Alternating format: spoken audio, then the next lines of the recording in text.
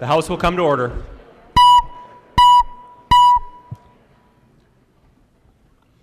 Prayer by the chaplain.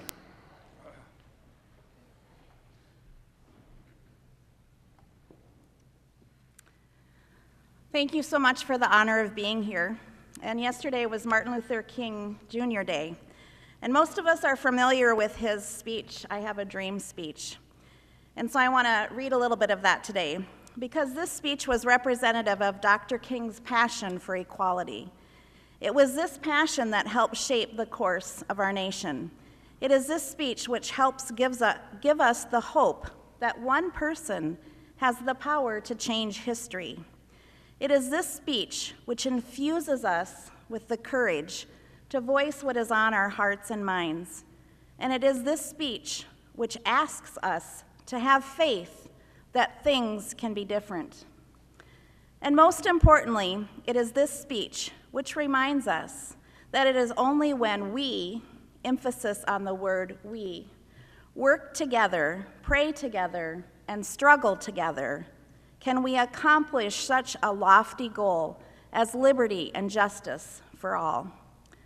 So here's an excerpt from Dr. King's speech. So find hope, courage, and faith that when we work together, no mountain is too big to climb. With this faith, we will be able to hew out of the mountain of despair a stone of hope. With this faith, we will be able to transform the jangling discords of our nation into a beautiful symphony of brother and sisterhood. With this faith, we will be able to work together, to pray together, to struggle together, to go to jail together, to stand up for freedom together, knowing that we will be free one day. And this will be the day. This will be the day when all of God's children will be able to sing with new meaning, "My country 'tis of thee, sweet land of liberty, of thee I sing. Land where my fathers died, land of the pilgrim's pride. From every mountainside, let freedom ring." And if America is to be a great nation, this must become true. From every mountainside, let freedom ring. And when this happens, and when we allow freedom ring, when we let it ring from every village and every hamlet, from every state and every city, we will be able to speed up that day when all of God's children, Black men and women, white men and women, Jews and Gentiles, Protestants and Catholics, will be able to join hands and sing in the words of the old Negro spiritual, "Free at last, free at last. Thank God Almighty, we are free at last." So our prayer today, as it was so many years ago for Dr. King, must be to let freedom ring in each of our hearts today. Amen. The chaplain for today is Chaplain Jenny Eagleman from Alina Health Hospice, St. Paul and Minneapolis. The Pledge of Allegiance. Please remain standing and recite the Pledge of Allegiance to the flag of the United States of America. I pledge allegiance to the flag of the United States of America and to the republic for which it stands, one nation, under God, indivisible, with liberty and justice for all. The clerk will take the roll.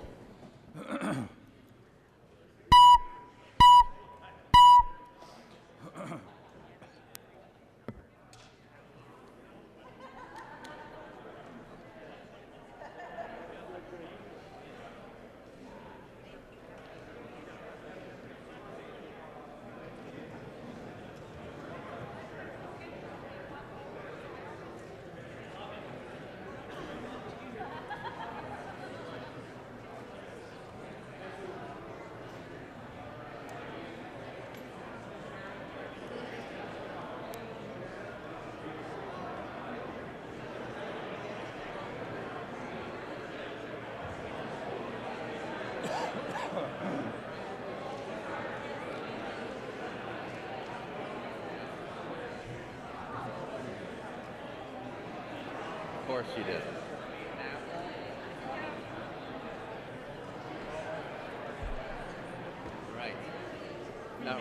distinction between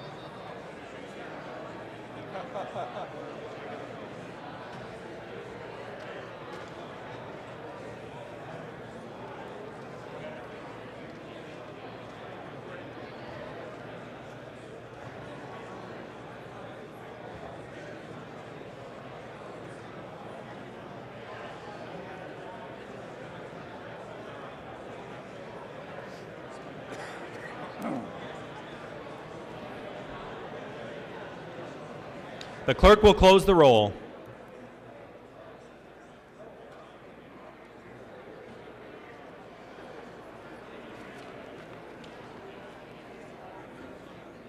A quorum is present. The clerk will read the journal of the preceding day.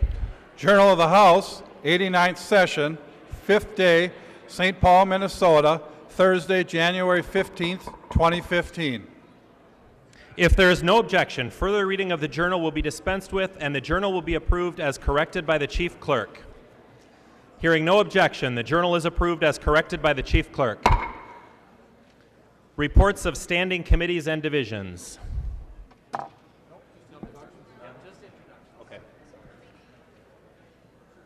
Did you want to do that now?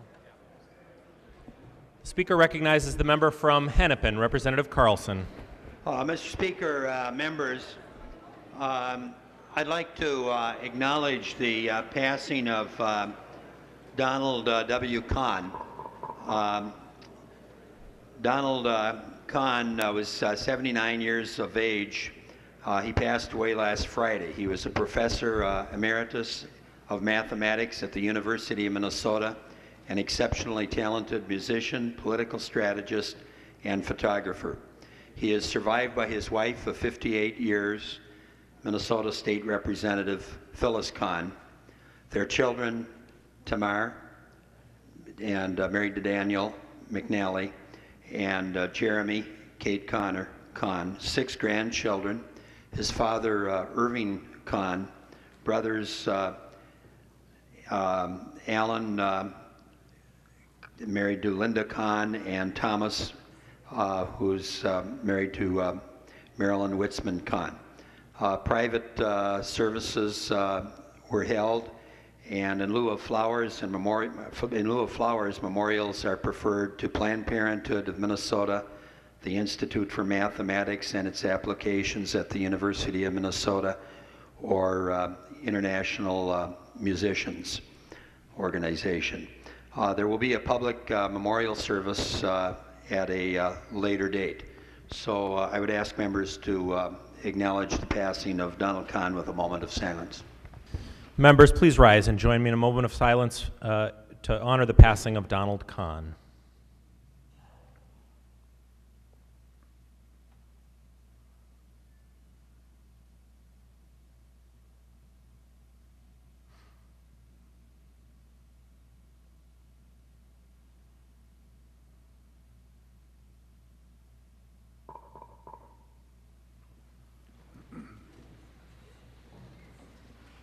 Introduction of bills. The following House files have been offered for introduction today. The Chief Clerk will report the House files and give them their first reading.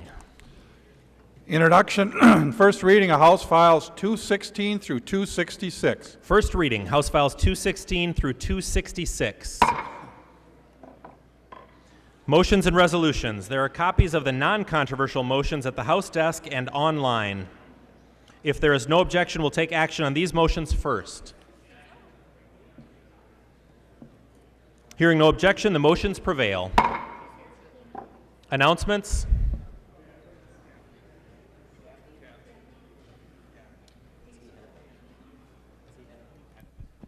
The member from Hennepin, Representative Dabney. Thank you, Mr. Speaker. I'm wondering if Representative Drazkowski would yield to a question. He will yield. Representative Dabney. Thank you, Mr. Speaker. Chair Drazkowski, you announced in the Property Tax Division last week that you would be holding a series of listening sessions around the state on property taxes, and followed up with notifying members bipartisanly of a event this, I believe it's this Thursday evening in Stewartville. But I'm finding out that there are several others that have been scheduled that have not been noticed either to my members on my side of the aisle, and that none of these are being posted and noted for the public transparently. And I'm wondering if you could explain your process on this, and I may ask him to yield for further questions, Mr. Speaker. The member from Wabasha, Representative Drazkowski. Thank you, Mr. Speaker, and thank you, Representative Dabney. Yes, indeed, we've got a series of them we are planning, and I just actually texted my LA. I want to get an inventory of those members who are scheduled to go to the Stewartville one on Thursday. We'll be doing one in Albert Lee on Saturday, and I understand there's, I believe, 2 next week that have been scheduled, and that's on my list to communicate those similarly to the entire committee as I did the other 2, hopefully today, now that we're back from break and our other work that we are doing. The member from Hennepin, Representative Dabney. Will Chair Drazkowski continue to yield? He will. Thank you. Mr. Chair, I'm a little confused on the process. You'd indicated that there's a limitation of 8 members attending these because of quorum issues. What's your process for selecting which 8 get to go? The chaplain was very good today about reminding us that we do our best job when we, in a large definition of we, together work collaboratively, but given that members on my side of the aisle are not being noticed to these meetings, and the public is not being noticed to these meetings, what is your process for choosing which 8 members of the legislature get to attend these hearings, and what happens if a 9th shows up? The member from Wabasha, Representative Drazkowski. Thank you, Mr. Speaker. Representative Dabney, as I mentioned, they are all being scheduled, and as we had discussion, I will be communicating with you those members who do sign up.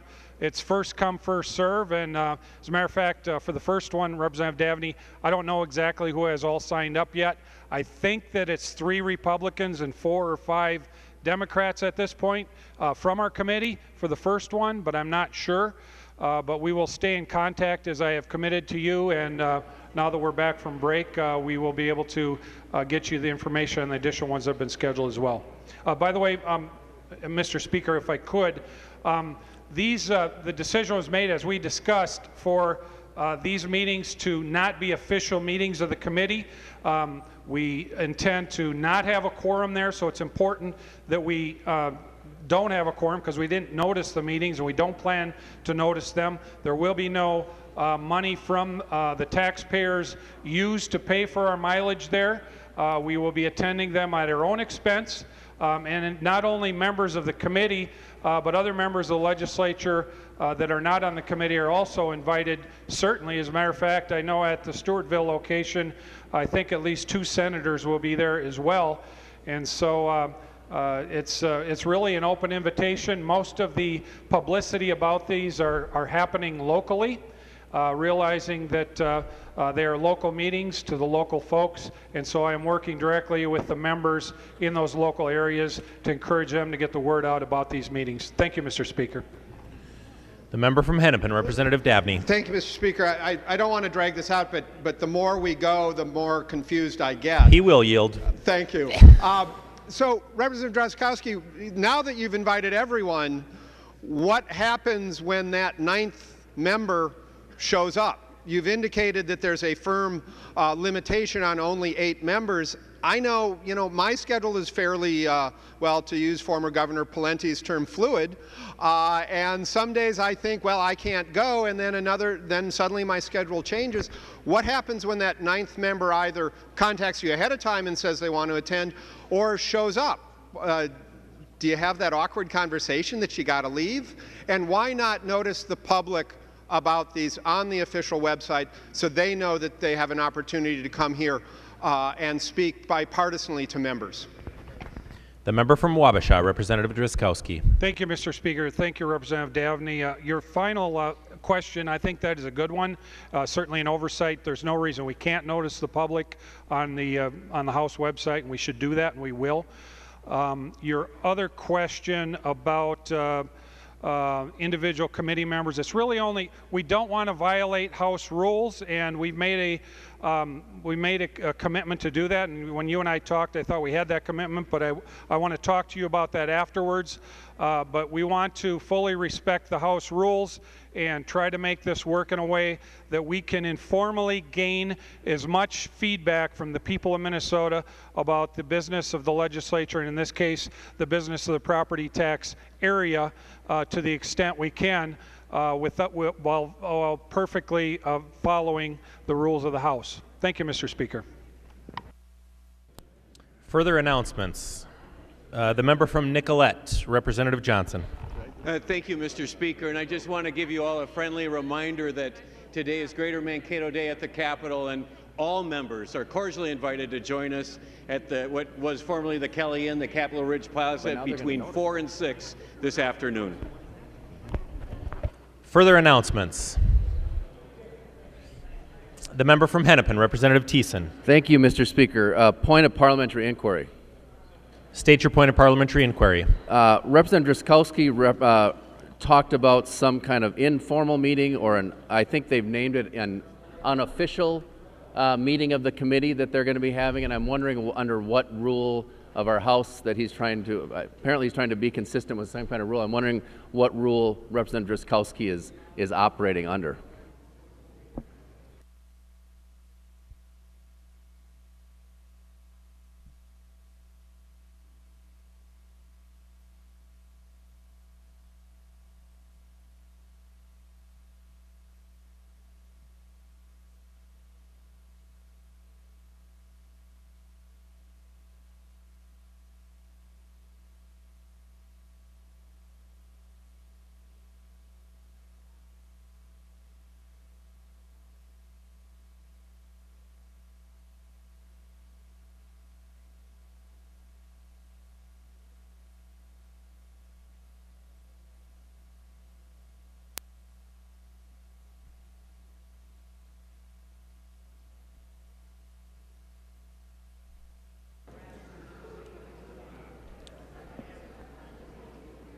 Representative Thiessen, it's my understanding this is an unofficial meeting of the committee outside of our rules, but you can certainly ask Representative Drazkowski a question if you need further information.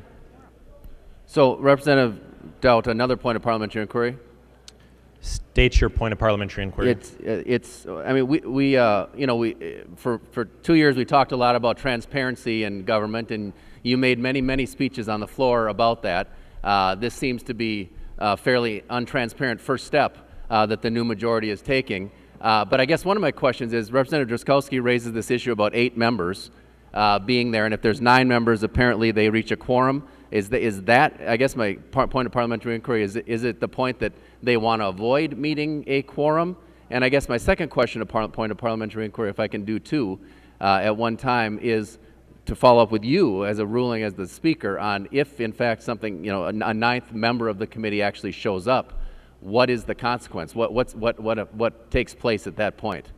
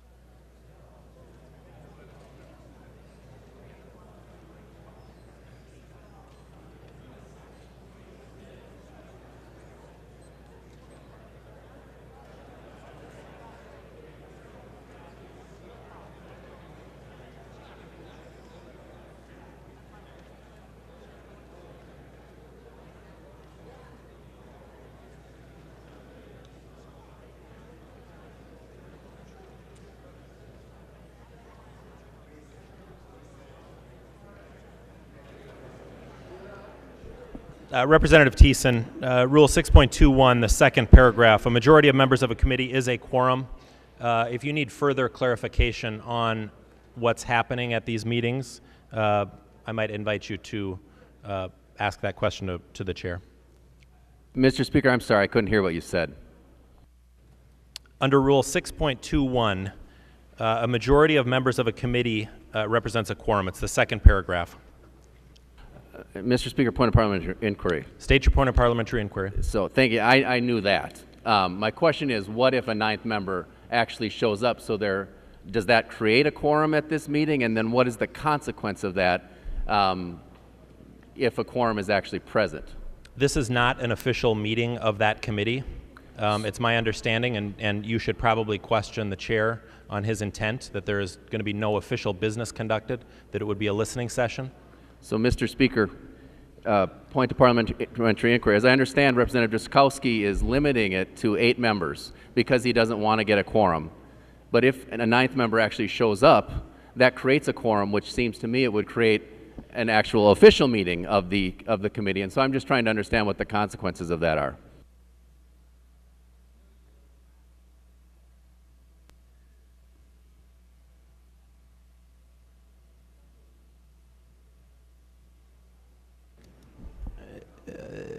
Representative Thiessen, I believe that this rule in the rules applies to an official committee meeting and requiring a quorum to conduct business. I don't believe this rule. I believe this rule is silent on whether or not, obviously there's places, where we all meet that are not advertised, where more than the half of the members show up. As long as business is not conducted, I don't believe that it violates our rules in any way.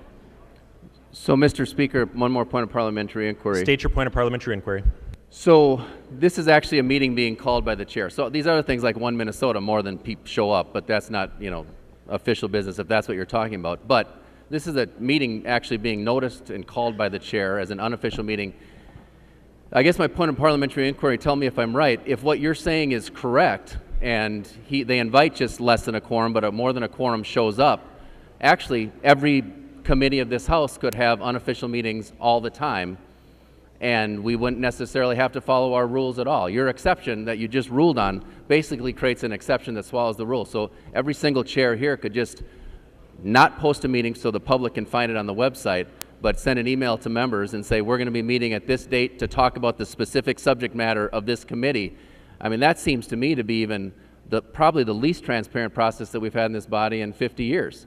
So am I understanding what you just ruled on the parliamentary inquiry to be correct? That is not correct. This is not a meeting of the committee, and this committee will not be conducting business at that said time. It's a listening session that the chair is having out talking to Minnesotans, and if you have further questions about what he intends at that meeting, you may want to ask him that question. But there will be no business of the committee conducted on that day, regardless of whether a majority of the committee shows up or not. So, Mr. Chair, or Mr. Speaker, one more point of parliamentary inquiry. State your point of parliamentary inquiry. So even though this is a meeting being called by the chair about property taxes, that's not actually an official meeting of the committee. So that all these overviews that we're doing, or if Representative Anderson takes her committee on a tour of the Capitol, but the point here is that the reason we have official meetings, it seems to me, and tell me if I'm wrong, I guess this is my parliamentary inquiry, it seems the reason we have our rules about giving official notice is so that the public knows that these events are going to take place. But if there's somehow a distinction between a committee, well, I guess my point of parliamentary inquiry is, what's the difference between the business that can be done at an official meeting and the business that can be done at an unofficial meeting? No business can be conducted at an unofficial meeting. If there is no meeting, no business can be conducted. That's what we're talking about. If it's a posted, advertised meeting where a quorum is present, and that's what's required to have a meeting is a quorum, that's what the rules talk about, then business can be conducted. And I guess, Mr. Speaker, one more point of parliamentary inquiry. State your point of parliamentary inquiry. It sounds like we're going kind of down an Orwellian hole here. But what I would say is an unofficial, what I'm asking, I guess, the point of parliamentary inquiry is, I get that an unofficial meeting, business can't happen. An official meeting, business apparently can happen. What is business what's the distinction between how we know when business is going to happen. It seems like a listening session where people are coming forth to talk about property taxes, the top subject matter of this particular committee. I don't know how we would ever know what's official business and what's unofficial business. Can you let me know what that is?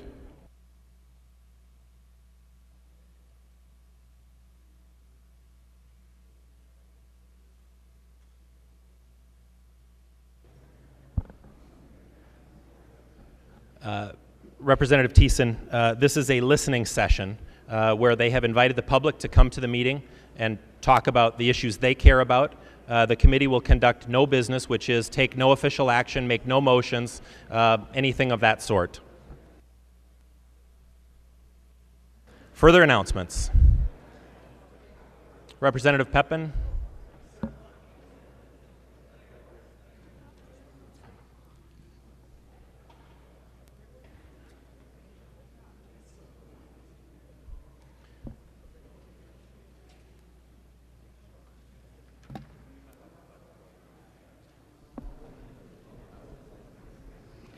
Mr. Speaker, I move that when the House adjourned today, it adjourns until 3:30 p.m. on Thursday, January 22nd, 2015. Representative Pepin moves that when the House adjourns today, it adjourns until 3:30 p.m. Thursday, January 22nd, 2015. All those in favor say aye. Opposed, no. The motion carries. Representative Pepin. I move that the House do now adjourn. Representative Pepin moves that the House do now adjourn. All those in favor say aye. Those opposed, no. The motion prevails and the House stands adjourned until 3:30 p.m. Thursday, January 22nd.